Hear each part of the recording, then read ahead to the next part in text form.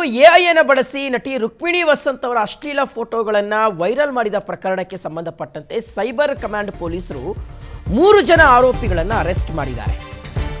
ನಟಿ ರುಕ್ಮಿಣಿ ವಸಂತ್ ಅವರ ಅಶ್ಲೀಲ ಫೋಟೋಗಳನ್ನು ಅಂದರೆ ಎಐಯನ್ನು ಬಳಸಿ ಅವ್ರ ಫೋಟೋವನ್ನು ಮಾರ್ಫಿಂಗ್ ಮಾಡಿ ಅದನ್ನು ಎಡಿಟ್ ಮಾಡಿ ಅದನ್ನು ಅಶ್ಲೀಲ ಫೋಟೋಗಳನ್ನಾಗಿ ಪರಿವರ್ತನೆ ಮಾಡಿ ವೈರಲ್ ಮಾಡಿದಂಥ ಪ್ರಕರಣಕ್ಕೆ ಸಂಬಂಧಪಟ್ಟಂತೆ ಪೊಲೀಸರು 3 ಅರೆಸ್ಟ್ ಮಾಡಿದ್ದಾರೆ. 24 ವರ್ಷದ ರವಿಕುಮಾರ್, 23 ವರ್ಷದ ಚಂದ್ರಕಾಂತ್ ಹಾಗೆ 25 ವರ್ಷದ ರಂಜಿತ್.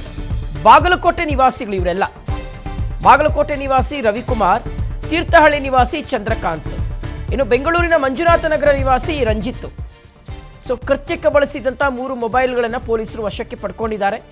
ಆರೋಪಿಗಳು ಎಐ ತಂತ್ರಜ್ಞಾನವನ್ನು ಬಳಸಿ ವಿಡಿಯೋ ಫೋಟೋಗಳನ್ನು ಇವರು ವೈರಲ್ ಮಾಡಿದರು. 3 ಕೋರ್ಟ್ಗೆ ಹಾಜರುಪಡಿಸಿದ್ದಾರೆ ಪೊಲೀಸರು. ಸೊ ಅದಕ್ಕೆ ಹೇಳೋದು, ಈ ಟೆಕ್ನಾಲಜಿ ತಂತ್ರಜ್ಞಾನ ಅನ್ನುವಂಥದ್ದನ್ನು ದುರುಪಯೋಗ ಪಡಿಸ್ಕೊಂಡ್ರೆ ಯಾವ ರೀತಿಗೆ ಲಾಕ್ ಆಗ್ತಾರೆ ಅಂತ, ಮತ್ತು ಇನ್ನೊಬ್ಬರ ಚಾರಿತ್ರ್ಯ ವಧೆ ಮಾಡುವಂಥದ್ದು ಅಥವಾ ಇನ್ನೊಬ್ಬರಿಗೆ ಈ ರೀತಿಯಾಗಿ ಅವಮಾನಕರವಾಗುವ ರೀತಿಯಾದಂತಹ ಒಂದಷ್ಟು ಕಾರ್ಯಗಳನ್ನು ಮಾಡಿದರೆ, ಕಿತಾಪತಿ ಕೆಲಸಗಳನ್ನು ಮಾಡಿದ್ರೆ ಇದೇ ರೀತಿಯಾಗಿ ಪೊಲೀಸರು ಕ್ರಮ ಕೈಗೊಳ್ತಾರೆ. ಎಲ್ರಿಗೂ ಇದು ಪಾಠ ಆಗಬೇಕು ಅಂತ.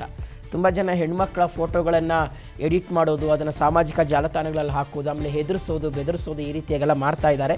ಸೊ ಈಗ ಪೊಲೀಸರು 3 ಅರೆಸ್ಟ್ ಮಾಡಿದ್ದಾರೆ.